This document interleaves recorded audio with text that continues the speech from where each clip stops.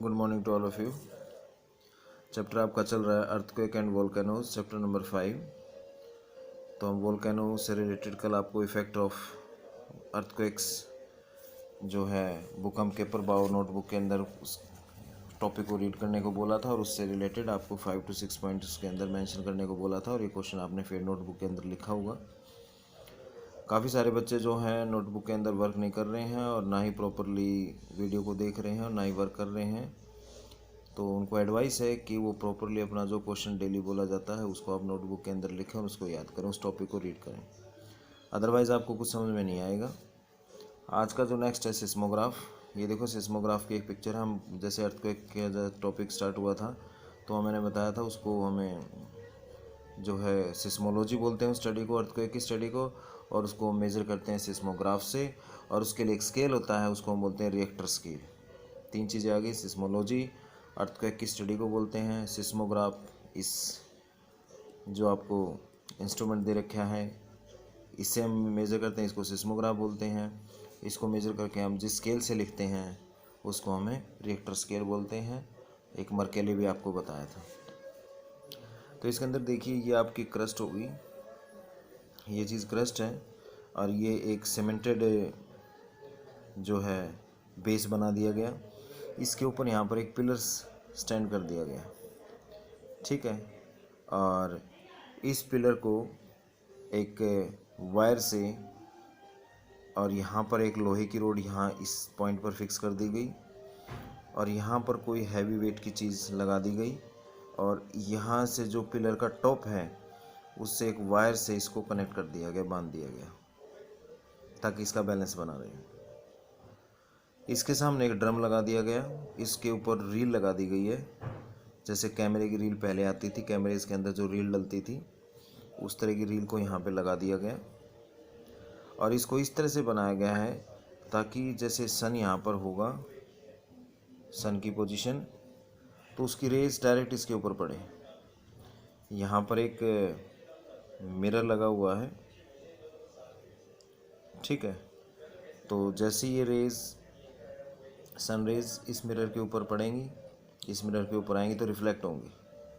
कहीं पर भी आप सन की तरफ जहाँ से रेज आ रही हैं, अपना घर के अंदर कई बार शीशा वगैरह आपने जो है आपके घर में होता है उसको ऐसे करते हैं तो उसका रिफ्लेक्ट होके छायादार जो एरिया होता है, शेडो जो एरिया होता है उसके अंदर उसको आप क्लियर देख सकते हैं। रिफ्लेक्टेड रेज को वहाँ पर लाइट जाके गिरती हैं, तो जब सनरेज यहाँ आएंगी इस मिरर के ऊपर हिट करेंगी तो यहाँ से रिफ्लेक्ट होके कहाँ जाएंगी, इस ड्रम के ऊपर जाएंगी, ड्रम के ऊपर जो रील लगी हुई है, ठीक है। अब जब तक इस ड्रम के ऊपर वो रेज जो गिर रही हैं मिरर से रिफ्लेक्ट होकर सनरेज, जब तक वो सीधी आए बनती रहेंगी, मेन से कोई अर्थक्वेक नहीं आ रहा, ठीक है। कोई अर्थक्वेक नहीं आ रहा है, सिंपल सिचुएशन है, क्लियर। लेकिन जैसे ही इसके अंदर आप देखेंगे कि इस तरह से जब रेस के अंदर डिस्टर्बेंस क्रिएट होने लग जाएगा तो मीन्स अर्थक्वेक आ गया। सिंपल लाइन चलेगी इस ड्रम के ऊपर, रील के ऊपर, मीन्स कोई अर्थक्वेक नहीं है। और जब इस तरह से डिस्टर्बेंस क्रिएट होगा, क्योंकि ये बेस हिलेगा, ये भी हिलेगा तो ये पिलर हिलेगा, इसके साथ ये चीज़ कनेक्ट है, मिरर लगा हुआ है, मिरर हिलेगा। अब ऐसे ही आप हाथ के अंदर, हाथ पे अपना मिरर लेके और जब सन की तरफ उसको करते हैं तो उसकी शेडो रिफ्लेक्ट हो गई, शेडो में एरिया जो एरिया वहाँ पे गिरती है, जब तक उसको अपने हाथ में स्टेबल रखेंगे तो एक जगह रहेगा और जब उसको हिलाने लगेंगे तो वो जो रिफ्लेक्टेड रेज हैं वो भी हिलने लग जाएंगी। तो सेम वर्क इसका है, जब इस तरह से उसके अंदर शेप बन जाती है तो उसको हम रिएक्टर स्केल पे मेज़र करते हैं, मीन्स अर्थक्वेक आ गया, ठीक है, अर्थक्वेक आया हुआ है। तो इस चीज़ को रिएक्टर स्केल पर हम इसको मेज़र किया जाता है। जैसे आपने ईसीजी रिपोर्ट वगैरह देखी होगी हॉस्पिटल के अंदर, ठीक है, या कई बार सीरियस पेशेंट को आईसीयू वगैरह में मॉनिटर उसके साथ लगा होता है, तो जो उसकी धड़कन होती है, ठीक है, वो किस तरह से मेंशन होती है मॉनिटर के अंदर, सेम उसी तरह से यहाँ पर रील के ऊपर शेप बन जाती है। तो ये है आपका सिस्मोग्राफ। तो इससे रिलेटेड जो एक्सप्लेनेशन आप उसको रीड करेंगे और इस डायग्राम को बनाएंगे और नोटबुक के अंदर लिखेंगे, क्लियर। अब इसी में नेक्स्ट है देखो ये रेस बता रखी इस तरह की, जब हल्की नॉर्मल सी हाइट पे जा रही है तो मीन्स हल्का अर्थक्वेक है, हल्का भूकंप है। और जब थोड़ी सी उनकी हाइट बढ़ने लग जाएंगी, उनके अंदर गैप बढ़ने लग जाएगा, देखिए इनके अंदर बीच में गैप और इसके अंदर बीच में गैप बहुत ज़्यादा है, यहाँ कम है यहाँ ज़्यादा है, तो गैप ज़्यादा बढ़ने लग गया, हाइट बढ़ने लगी, मीन्स रिएक्टर स्केल पे यानी कि अर्थक्वेक काफ़ी स्ट्रॉन्ग है।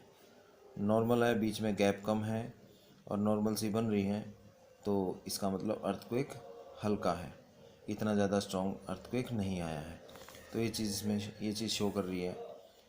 नेक्स्ट आ जाता है फिर आपका डिस्ट्रीब्यूशन ऑफ अर्थक्वेक की। अगर हम बात करते हैं तो मेन जो डिस्ट्रीब्यूशन है अर्थक्वेक, 3 उसमें बांटा गया है, 3 पॉइंट्स इसके अंदर मेंशन किए गए हैं।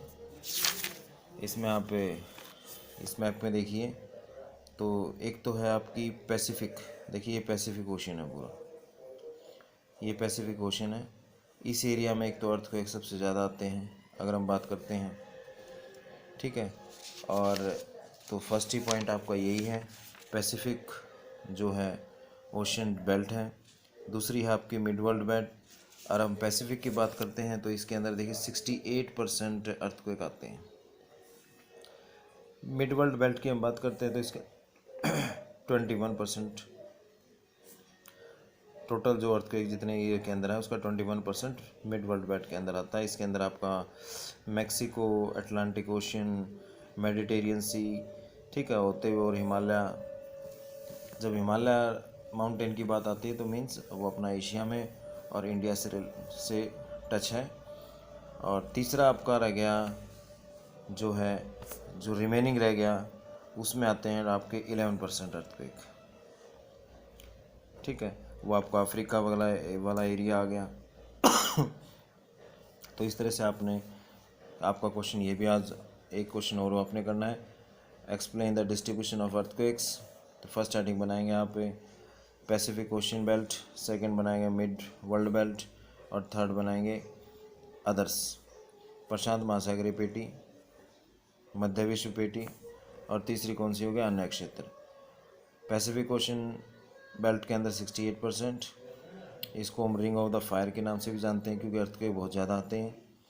कौन कौन से कंट्रीज़ आ रहे हैं, 2-3 जो आपको ईजिली याद हो जाए, जैसे जापान हो गया, अलास्का हो गया, कैलिफोर्निया हो गया, न्यूजीलैंड हो गया, ठीक है। और इसमें जो अर्थक्वेक की जो रिएक्टर स्केल पे काफ़ी स्ट्रॉन्ग रहता है। नेक्स्ट आ गया आपकी मिड वर्ल्ड बेल्ट, इसमें आपका 21% अर्थक्वेक आते हैं। और जो एरिया आलपास वाला हो गया, मेडिटेरियन सी, अटलांटिक ओशन, हिमालय माउंटेन वाला एरिया, उसके आसपास का एरिया। रिमेनिंग रह गया आपका थर्ड अदर्स में 11%। और इसमें आपका अफ्रीकन जो एरिया है, अफ्रीकन कॉन्टिनेंट का, वो उसके अंदर आ जाता है। तो नेक्स्ट इसको आप रीड करेंगे और नेक्स्ट ही क्वेश्चन करेंगे। तो आज के 2 क्वेश्चन हो गए आपके, explain seismograph with diagram and explain the distribution of earthquake. Thank you.